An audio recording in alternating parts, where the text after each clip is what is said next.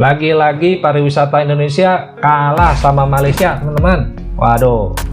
Jadi, kunjungan turis asing di Malaysia terbesar di ASEAN selama setahun ini dengan jumlah 38 juta turis. Sementara kita di Indonesia cuma sekitar 14 juta doang. Padahal jujur aja deh, alam kita jauh lebih juara. Keramah tamahan orang kita juga, orang Indonesia juga ramah banget dong. Nah, tapi kenapa nih pariwisata Indonesia kurang diminati?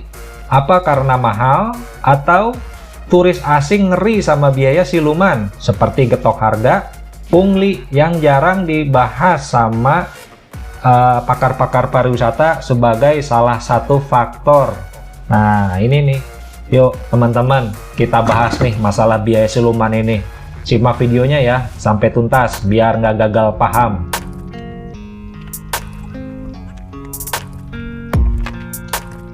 Coba deh teman-teman kita ngobrol dari hati ke hati ya teman-teman. Apa sih tujuan yang kita inginkan dari kegiatan pariwisata? Nah, coba deh teman-teman. Nah, ini kalau gue tebak ya, teman-teman boleh komentar deh kalau beda. Tujuan kita untuk berpariwisata itu nggak lain dari ya paling nggak nyaman di hati, nyaman di dompet. Nah, ini menurut gue, menurut teman-teman gimana? Nah, ini kalau berhubungan dengan nyaman di dompet, yuk kita bahas nih perbandingannya. Jadi teman-teman, gue sempat riset kecil-kecilan nih ya, kalau dari harga wisata ya, seperti di hotel, tiket pesawat, ini gue coba bandingin ya, kayak misalkan dari Jakarta ke Penang nih, Malaysia ya, dan dari Jakarta ke Denpasar, Bali, ini periodenya yang gue riset ya, ini tanggal 23 sampai tanggal 25 Januari 2026. Ya, relatif mirip-mirip sih teman-teman, bahkan bisa fluktuatif juga ya kalau masalah harga ya. Jadi nanti teman-teman kalau ada yang komen mahal kok, murah kok, ya itu kan fluktuatif teman-teman, tergantung tanggalnya sama tergantung maskapainya gitu, dia itu okupansinya penuh apa enggak gitu teman-teman. Hotel juga sama, dia ada fluktuatif juga, dia tergantung okupansinya. Coba deh teman-teman kalau suka ngecek di kayak aplikasi online booking gitu ya, misalkan 2 hari yang lalu teman-teman ngecek nih hotel ini harganya sekian, terus besok lah kok udah naik gitu. Nah, itu namanya dia harga mengikuti okupansi teman-teman. Semakin dia okupansinya udah makin penuh, nah dia harga juga makin naik gitu teman-teman. Jadi kalau di pariwisata, kalau masalah harga ya kayak gitu teman-teman, fluktuatif. Nah, cuman kalau gue lihat dari range harganya, ini kayak tadi ya, ini ada hotel, tiket pesawat ya di Malaysia ya. Gue bandingin Malaysia sama Bali. Ini sih menurut gue mirip-mirip ya harganya ya. Jadi walaupun turis dari misalkan dari Amerika, dari Timur Tengah, dari Eropa gitu ya, mau ke Malaysia atau ke Indonesia, itu mirip-mirip teman-teman. Ya mungkin ke Indonesia tiket pesawatnya lebih mahal sedikit ya, relatif lebih mahal sedikit, tapi range-nya itu nggak terlalu gede gitu, nggak terlalu parah banget. Jadi menurut gua kalau masalah harga ini kayaknya bukan bukan faktor yang terlalu signifikan ya kalau menurut gua teman-teman. Nah, ini terus kalau bukan harga apa dong? Nah, ini nih gue coba sempat ya lihat di beberapa analisa nih. Nah, ini teman-teman bisa lihat nih, salah satunya nih dari Kompas nih. Ada yang bilang katanya ada faktor ya kenapa pariwisata di Indonesia ini masih kurang diminati dibanding negara-negara tetangga kita ya. Ini ada yang bilang kayak infrastruktur, aksesibilitas transportasi menuju ke destinasi wisata, kebijakan visa, terus ada promosi pariwisata, promosi pariwisata di luar negeri gitu ya. Contoh kayak misalkan Indonesia ngepromosiin ke London, ke Jepang, atau kemana lah gitu ya. Terus masalah kebersihan dan manajemen pengelolaan destinasi wisata dan sebagainya. Masih banyak lagi guys faktor-faktornya. Nah, cuman kalau dari faktor-faktor itu coba deh ya teman-teman, kalau yang udah sedikit ngerti ya, itu seolah-olah kita kayak menunggu kebijakan dari pemerintah. Nah, ini coba deh gue coba pakai sudut pandang yang apa yang bisa kita perbuat gitu sebagai rakyat biasa gitu. Kita kan bukan pemangku kebijakan ya gitu. Oke, nah ini nih kayak yang di intro gue tadi nih, yang jarang dibahas itu adalah tentang biaya siluman atau istilah kerennya hidden cost. Nah, hidden cost itu lumayan penting ya teman-teman ya. Nah, kalau teman-teman nggak percaya, yuk abis ini nih kita simak nih. Oke, teman-teman, jadi untuk biaya siluman, sorry, istilah kerennya itu hidden cost, teman-teman. Nah, hidden cost itu jadi kayak biaya tersembunyi, teman-teman. Jadi misalkan ya, biaya tersembunyi itu adalah biaya yang tidak ditertera dalam biaya resmi. Itu, teman-teman. Ini contoh ya, misalkan teman-teman mau jalan-jalan nih kemana gitu ya, misalkan tiket pesawat ke sana berapa ya? Coba deh browsing dulu. Oh, harganya sekian. Harga hotel di sana berapa ya? Oh, sekian. Makan di sana kira-kira harganya berapa ya? Browsing dulu di internet. Oh, sekian gitu. Nah, ternyata pas di lapangan nggak segitu, teman-teman. Ada biaya-biaya tambahannya lagi. Contoh, parkir liar, pungli, getok harga. Nah, ini getok harga ya, kayak yang kemarin nih baru viral ini gue lihat di medsos ya. Apa sih? Telaga Sarangan ya, kalau nggak salah ya. Atau terus kemarin gue lihat di Labuan Bajo ya, teman-teman ya, katanya ada getok-getok harga lah atau apa itu. Nah, itu kayak gitu-gitu termasuk dalam hidden cost, teman-teman. Jadi kita nggak bisa mengukur secara pasti biayanya tuh berapa gitu. Nah, itu kalau dalam pengalaman gua itu biasanya kalau tamu-tamu kita itu kepastian harga itu penting banget, teman-teman. Apalagi buat turis asing ya, turis asing, dan dia biasanya lebih ketat dia sama keuangan ya, teman-teman. Dia harus mengukur harga ya, kayak measurable price ini, harga ini sudah termasuk apa aja gitu. Terus ada biaya tambahan lagi nggak gitu. Nah, itu kalau mereka pakai jasa kita itu mereka selalu cerewet tuh nanyain itu. Nah, makanya kita jelasin, oh ini sudah termasuk ini sudah termasuk tip supir, udah termasuk biaya parkir ini, terus biaya parkir ini gitu, kita udah jelasin. Nah, cuman kan kendalanya buat turis-turis yang backpacker atau solo traveling kayak gitu-gitu, teman-teman, kan mereka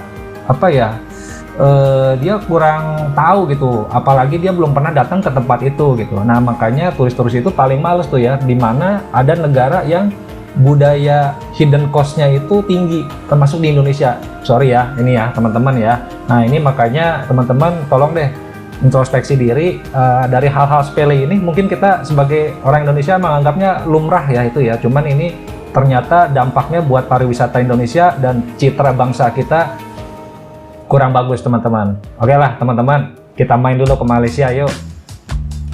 Nah, sekarang kita main ke Malaysia nih. Oke. Jadi teman-teman, biaya tersembunyi ya, hidden cost di Malaysia itu cenderung lebih sedikit, teman-teman, dibanding di kita ya. Ini gue coba riset-riset lah ya, ini ya, dari biasa Google. Jadi ini di Malaysia itu ada yang namanya tourism tax ya, pajak pariwisata lah ya.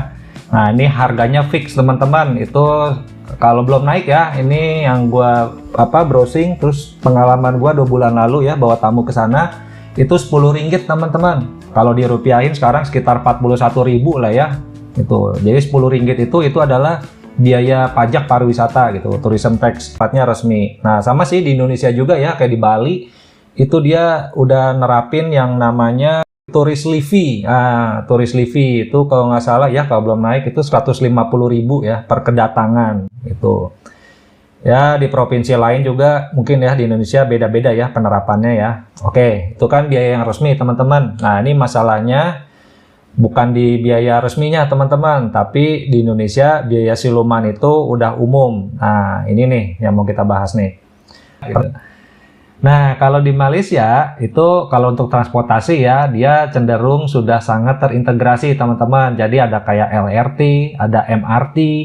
Nah, semuanya itu udah jelas harganya, teman-teman. Dan pembayarannya pun cenderung di sana tidak cash, teman-teman. Cashless ya pembayarannya gitu. Jadi di sana itu udah lebih jelas lah gitu. Integrasi moda transportasinya juga itu bisa mengirit biaya transportasi kita, teman-teman. Jadi nggak perlu sewa-sewa mobil gitu ya, kayak naik taksi atau apa. Terus untuk parkirnya juga di sana parkir resminya itu udah ada tarif yang jelas, teman-teman gitu. Di Indonesia juga ada sih ya tarif parkir yang jelas kayak di mall atau apa gitu. Cuman kalau di Malaysia memang dia lebih tertata rapi aja, teman-teman, kalau untuk parkirannya ya gitu. Dan pungli juga di sana sangat minim, teman-teman, di Malaysia gitu, nggak terlalu banyak lah gitu. Jadi Malaysia itu dianggap lebih transparan karena hampir semua biaya tambahan adalah pajak resmi negara yang tertera di struk. Nah, turis itu jarang harus berdebat dengan individu di lapangan untuk transaksi masalah uang. Itu teman-teman. Nah, sekarang cobalah ya kita lihat ini nih, fenomena di Indonesia nih yang baru-baru ini. Siapa sih yang pernah lihat nih ya, ada berita orang lagi makan di warung biasa. Ya kayak kemarin gue sebut tuh, apa sih, Telaga Sarangan ya sama Labuan Wajo ya. Nah, ini nih kasus-kasus getok harga. Nah, ini ya masalahnya di kita ini banyak warung-warung di tempat wisata yang nggak masang daftar harga gitu. Jadi ya, banyak yang kejebak juga gitu. Makanya saran saya teman-teman kalau wisata, kalau memang nggak ada daftar harganya, tanya dulu berapa nih harganya gitu teman-teman, supaya nggak kejebak ya. Apalagi kadang-kadang kalau muka-muka teman-teman ganteng-ganteng atau apa agak-agak kebule-bulean tuh, nah tuh rawan tuh dinaik-naikin harganya. Kalau mukanya kayak gua aman. Nah, jadi beda sama di Malaysia. Nah, kayak di Malaysia ya teman-teman ya, ini untuk street food harga dipajang gede-gede dia di sana. Turis ngerasa aman karena nggak takut ditipu. Nah, rasa aman ini yang mahal harganya teman-teman. Oke teman-teman, apakah seteratur dan senyaman itu Malaysia? Nggak juga teman-teman. Ternyata di Malaysia juga sebenarnya ada beberapa kejadian kriminalitas juga ya. Walaupun tingkatnya tidak sebesar di kita gitu. Ini informasi yang gue dapat dari googling ya teman-teman ya, dari beberapa penelitian. Nah terus teman-teman, kalau untuk kayak tadi ya di Malaysia yang gue bilang integrasi moda transportasi gitu ya, kayak ada MRT, LRT. Indonesia di Jakarta juga ada gitu. Cuman kan itu baru di Jakarta doang gitu. Jadi kayak misalkan untuk Indonesia ini kan sangat luas gitu. Tempat-tempat pariwisata juga kan ke pelosok-pelosok jauh-jauh gitu. Nah, ini yang berat nih, yang PR-nya nih untuk bisa mengkoneksi integrasi transportasi itu gitu ke pelosok-pelosok di Indonesia yang begitu luas. Gitu teman-teman. Jadi sebenarnya untuk potensi Indonesia sebenarnya masih kaya banget teman-teman. Masih cakep banget peluangnya. Nah, disinilah kesempatan kita teman-teman untuk meraih juara pariwisata di dunia.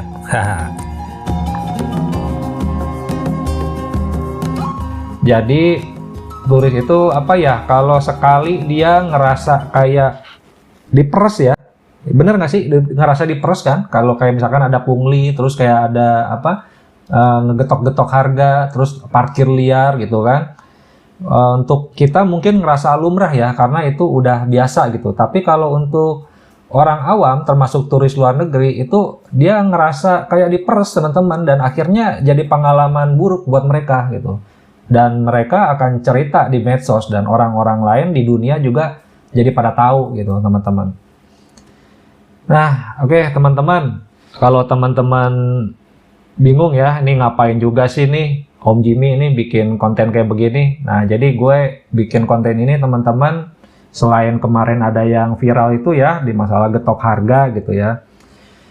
Ya, gue juga turut prihatin ya teman-teman ya. Nah, disinilah teman-teman momen bagus buat kita, untuk kita introspeksi diri teman-teman. Supaya pariwisata kita maju dan citra bangsa kita juga ikut naik teman-teman, ikut bagus. Jadi jangan ada lagi deh itu kayak getok-getok harga, terus pungli-pungli ya. Nah, caranya gimana? Nah, caranya coba deh teman-teman, kalau ada yang getok harga atau ada yang kayak pungli-pungli gitu ya, teman-teman coba kalau bisa ya teman-teman ya. Jadi jangan langsung sebar ke media sosial dulu.